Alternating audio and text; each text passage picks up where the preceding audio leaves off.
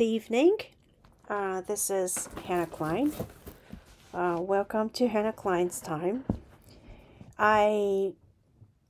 Before I burst into anger, I would like to ask you to download my podcast. Well, I will not shout, but there are a lot to say today regarding the foreign policy of Ishiba regime or Ishiba administration, I have to say. And it's sick, basically. But anyway, please visit my homepage because it's under construction right now. But anyway, well, you can listen to my podcast from there, and also you can probably look at the subtitles there. Anyway, it's very, very shocking, but Ishiba is trying to practice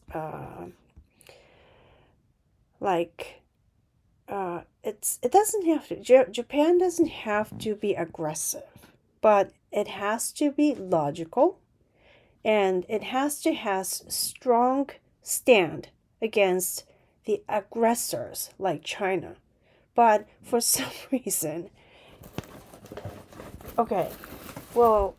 it's very famous, but China has practiced a so-called extremely aggressive diplomacy called warrior diplomacy.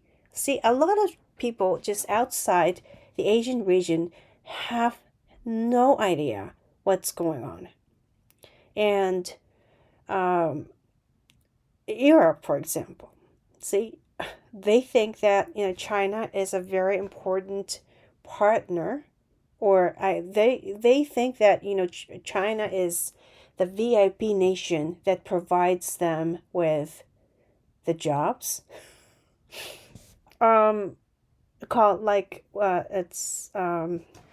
It's just so shocking what is going on, and one belt, one road, for example. This is a very typical example of Chinese deceiving everyone and practice a very aggressive diplomacy, and they exchange partnership with many nations, and China typically invest. They say they will invest to the country, but what they do is they loan a huge amount of money, and they obtain all the public sectors of the information, which is horrific, but they do it. And well, like Europe is, I'm sorry, but it's a mess with China. And Japan did not be part of One Belt, One Road because it's an economic trap by just initiated by China. China wanted to dominate the route, commercial route between China, and also it goes through Moscow, and it just reaches out to many European countries, including Germany. And I just think that it's very, very ridiculous. But anyway, a boy, 13-year-old boy, was stabbed to death in China, and there was no statement of condolences, and also there was no condemnation again or a strong policy to protect the Japanese citizens. And Chinese authorities, on the other hand, are are are arresting middle upper class businessmen as in espionage, and expatriates as well. And I just do not understand all these people who believe that China is a good country, even now. I mean, it's just a very sick, delusional ideology, I think. And I just finally decided to think that this is something that I cannot be really silent about. But um, I think that Prime Minister Ishiba and Foreign Minister Ishiba just shaked hands with with the Chinese authorities, like Xi Jinping's China. I mean, he's obviously a Sinocentrist, really. I mean, he may not like Mao, but he's a real Sinocentrist. His ideology. That's one one thing that I would say, obviously. I mean, I never go to China. I never go to Russia for many reasons. Like, just, it's just dangerous, and that's it. But, unless you're maybe government official, it may be dangerous, and there is always a risk of getting arrested by some kind of authorities. I was asked by a person, actually an American national, whose son was arrested by the Chinese authority. You have to do it on your own if you're arrested. And you guys don't care. And you guys, like, whatever. Just go to just Beijing and have some kind of tour to North Korea and enjoy some days and just get back. I'm sorry. Even though you are originally from North Korea, this is something very dangerous to do. But a lot of people are visiting North Korea through Beijing. It's just unimaginable. But anyway, so Japan is a big commercial partner of China. And, this time, Iwaya, the foreign minister, he used these words. This is originally from Mofa. I just read all the things that was just said about, like, what happened between Wang Yi and Iwaya, and it's very disappointing. It's a it's mutually beneficial relationship based on common strategic interest. Yes, it's a strategic interest between China and Japan. Oh my goodness. What kind of stupidity is that? And I just do not understand the motive of using the term mutual with China right now. Well, there can be some relationship, I would say, but it's not a mutual interest at all. Like, China is an aggressor to Japan and a threat to Japan for geopolitical reasons all the time. And I feel very uncomfortable, like, just ignoring that part of maybe the fact in our daily lives. This is something about, like, really, really a threat to Japan. And what happened is, like, well,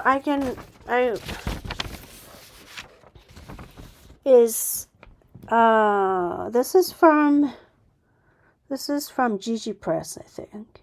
Yes, this is but the translated version, but it says, quote unquote, China's announcement of the meeting between Prime Minister Ishiba Shigeru and Chinese Foreign Minister Wang Yi on the 21st, which contained errors, did not, Chinese intentionally issued a wrong statement based on what Ishiba said.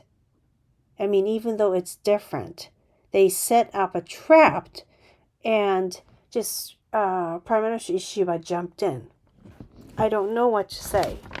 So anyway, based on what the lies that Chinese authorities just issued, Minister of Foreign Affairs demanded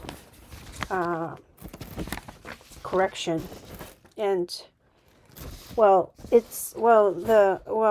Japan made a diplomatic protest against China, but what,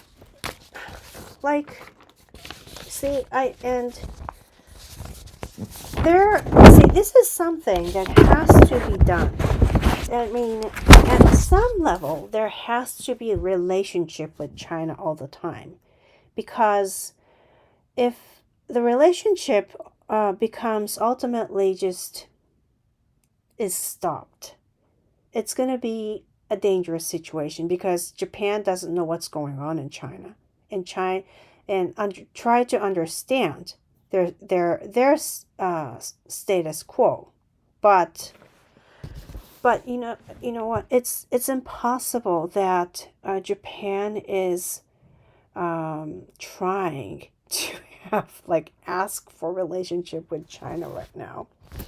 It's so it's in a way, like in a management word, it's like a strategic mutual relationship between Japan and China, and Japan just jumped into it. I mean, it's not Japan. It may not be Japan, but it's Ishiba Shigeru's administration. And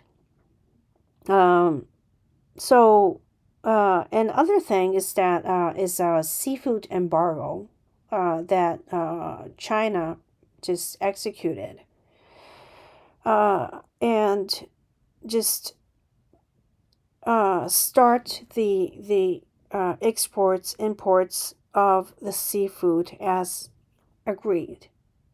They broke this treaty, and Japan has to ask for it, with providing mutual strategy.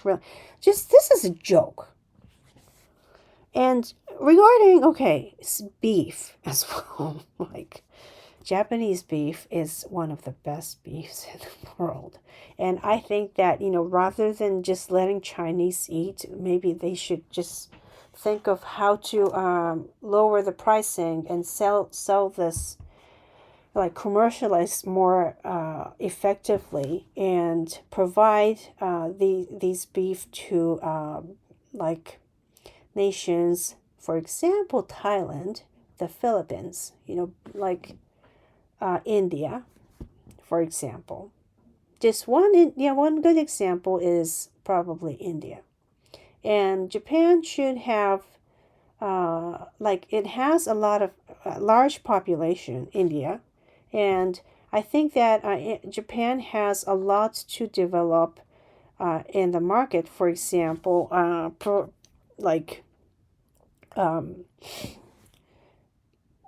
sharing market shares with chip industry. Well, Japanese corporations have a lot to invest to, and China wants to China needs to get rid of the buoy, and just in the middle of Yonaguni Islands, just out of nowhere. Just get rid of it. It's like the territory of Japan. And oh my God, I can't believe what they're doing. Yeah, and the last thing is this release of all the detained Japanese. And of course China is not going to do this.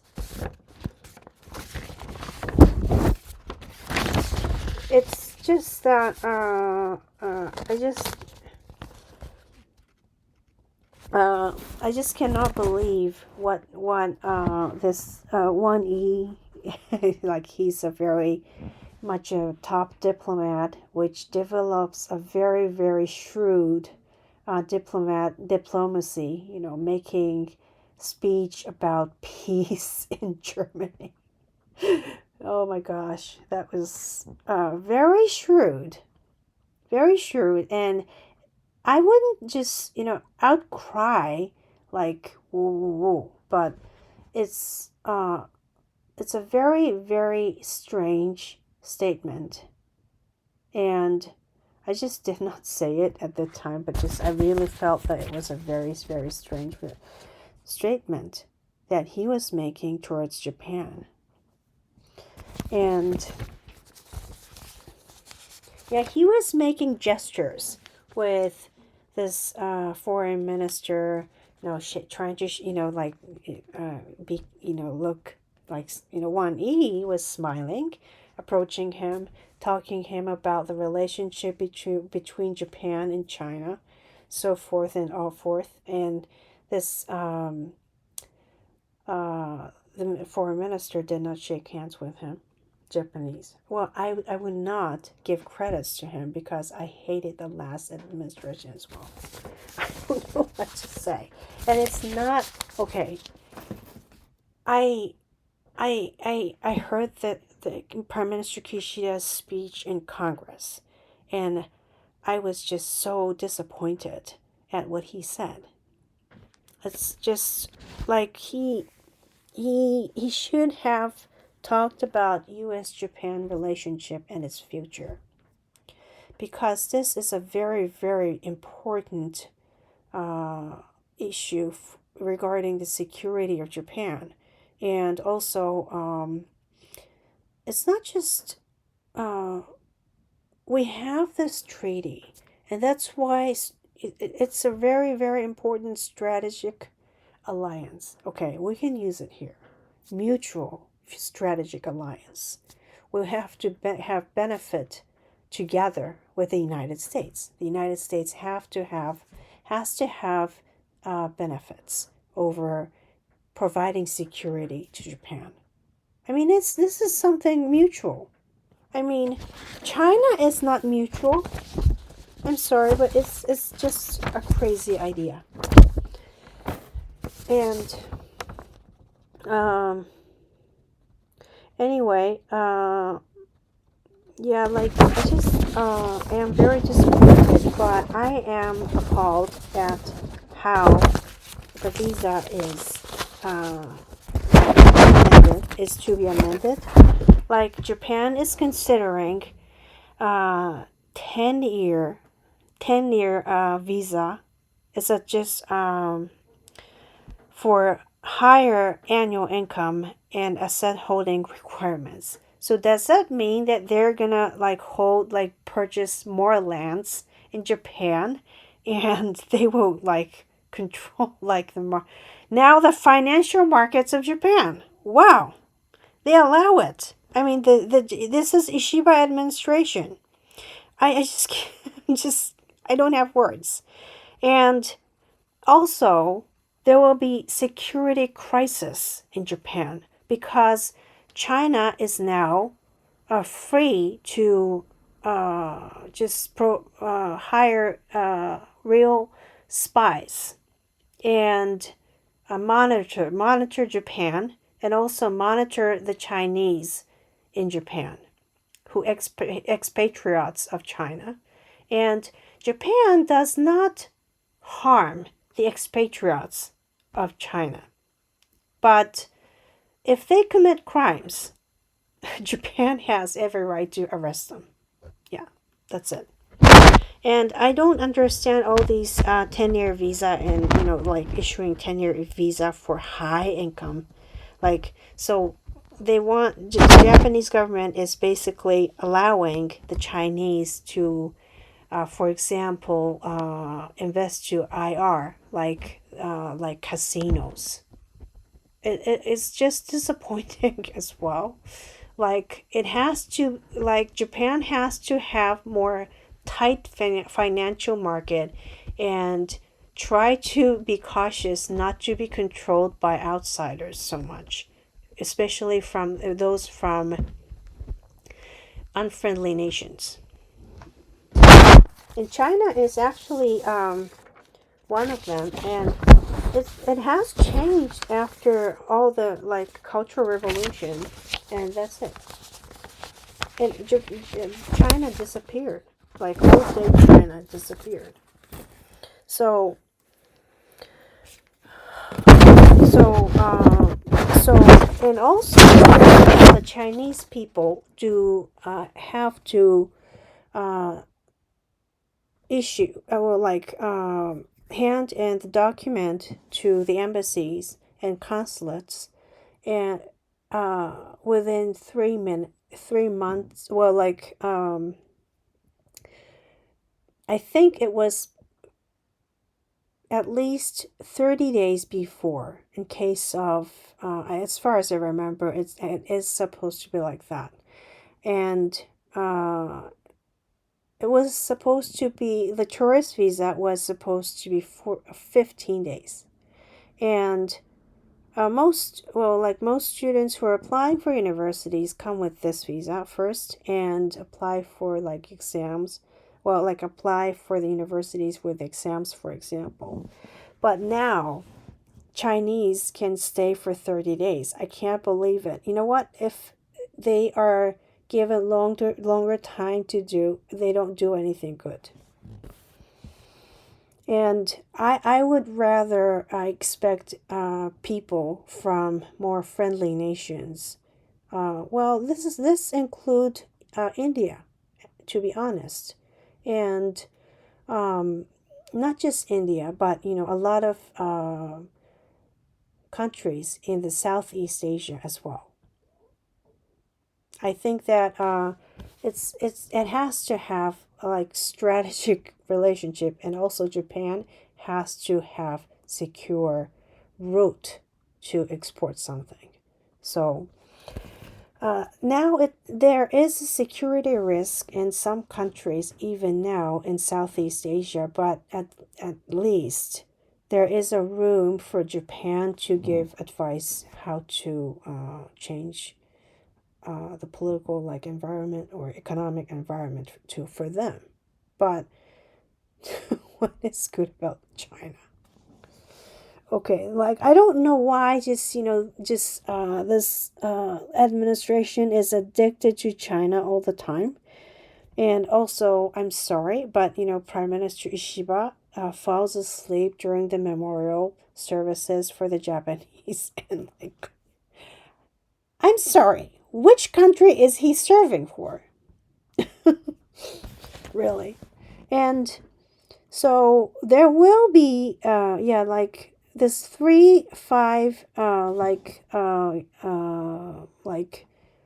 long stay visa will be extended to 10-year, which is what? And also, if you're older than 65 years old, you don't have to hand in any documents and proof that you were employed. Okay, what kind of people is the Japanese government expecting? I really do not understand. I just do not understand having people from countries who could deceive Japan very in a harmful way, and then at the same time, um, uh, it's not just harmful way, but it had just now Japan has security risks because of these visas. I mean,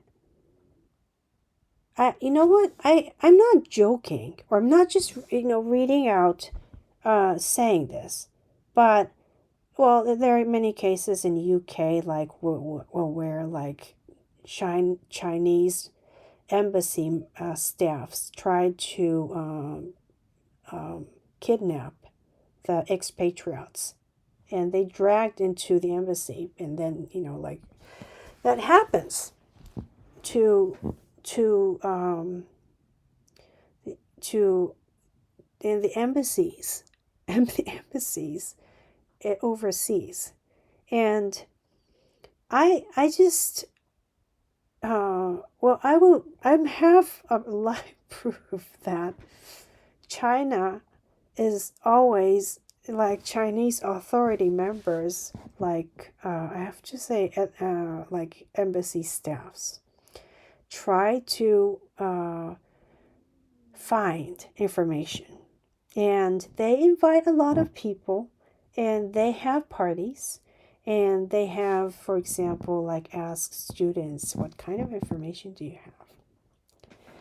And this is very dangerous. If you tell certain information, some people could be harmed. And I just I just feel that like if it were to speak with China, it's going to be the MOFA staff, which is like Ministry of Foreign Affairs staff officials that who are going to negotiate. But I'm just surprised that the embassy of Japan in China is very silent. They're eating Chinese food. And then this Chinese embassy in Japan, the ambassador of China said like the Japanese should be just burned to death. Oh, like I can't believe he's still an ambassador. Like he should be expelled or something. But he can stay, and he can say all kinds of things and lies. And then, of course, he can make a statement of lies in the embassy homepage about Prime Minister Ishiba, and like overly advertise what their gain was to the public. So that's what they want to do.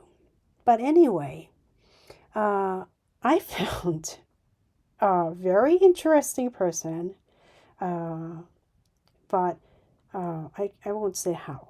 But anyway, his name is Ambassador Shingo Yamagami, and he wrote a wonderful book in Japanese. And if you read Japanese, you should probably read his book, and you will see what foreign policy towards China was like, really. And its name is, well, China for like fighting against wolf warrior diplomacy. It's a very much at most aggressive diplomacy that China has executed after sometime during 2000 and after the year 2000 and after. They have been practicing very aggressive foreign policy, but I guess that Japan has to now try to find out how to get out of this. Like, we don't want to be a part of China, really. And Japan has security risks now in the southern part of Japan, like really bad security risks. And there are like military bases urgently built by the Japanese government. But still, I mean, like foreign policy makers, former foreign policy makers, or like geopolitics, those who do research on geopolitics, and who are involved in like politics of certain administrations, they're like expecting something. And when I was like listening live about the security risks that Japan is going to have in the southern part of China in case Taiwan is attacked. it has been actually the number of casualty numbers has been estimated by the International Study of Wars, like ISW, and it's very, very disheartening to me. And like, it's just, I was so shattered. Well, like, Japan is going to be a war zone again after 80 years. This is like terrible. And this time by a real aggressor. And actually, Russia is included, to be honest. So, Japan has security risks, really. And, well, constantly. And it's not about just today or yesterday or on the March 21st, but it has had security risks the whole time after 1945. And Japan, well, has had basically, made a constitution, and there's Article 9, which says that Japan will renounce the military sponsorship. So, military ownership, I have to say. But anyway, it's, I was first on the side to maintain Article 9 and develop more military ability by the time when there is something. But now, there is a risk of this administration committing like throwing the Japanese under the bus, really, and doing terrible things. Because this is like allowing spies to kidnap Japanese from Japan to China, like what happened to the Japanese people in 1970s against North Korean spies. I mean, there are so many security risks that I can tell. Like, there could be they could hire someone to murder somebody, and that's something that they plan. Okay, they're not nice people. I just have so much to say, but I will be continuing talking about this like China, and also sometimes about Taiwan and this economic zone, for example, India, because it turns out that this is a very important topic to discuss. And actually, Ambassador Yamagami was writing a very interesting article about Hamas. He of course condemns the terrorism and also crimes against humanity. I would say that it's his own view, and also he was writing online, but he writes that in case Japan is attacked, well, there is a realistic issue of defending the Japanese people and its land, its water, and its sky, all of them. Okay, Japan has had enough of losing the land, like, for example, the Kuril Islands. And now, like, we have no choice but to probably amend the Constitution sometime in the future, but not during Ishiba administration, but somebody whom the Japanese people can trust. And that's something that has to happen by democratic votings and elections. So I hope that it really happens in the future. Yes, it's very hard, but we have to really show a color maybe when we talk about, with Japanese people talk about the wars. Like, we cannot condemn both at the same time. Like, we cannot compare Hamas to the Israeli people or IDF. I mean, it's very, very difficult and also difficult to judge at the same time. Okay? I'm not saying that he's telling this, but he wrote an article about Hamas. And also, yes, I will post his book on X, and also on some social media that I have. Anyway, I hope that you listen to my podcast, and also you well, like, I hope to invite more guests. And on 27th, Colonel Ransomir will be explaining the situation in Gaza. It's like, I just do not believe in any actually media outlets. He doesn't have information of the military has, but I just asked him with some general information that he has, and think of just tell me what he thinks. And I hope that you come to this podcast and listen to what he says. He's very interesting in various topics to discuss. So I really, really like to invite him. And I hope to invite other guests too. So please just listen to my podcast. Anyway, I hope you have a good night, and I hope you have a good evening in Israel, and I hope that you have a good day in Eastern Standard Time, because it's a morning time.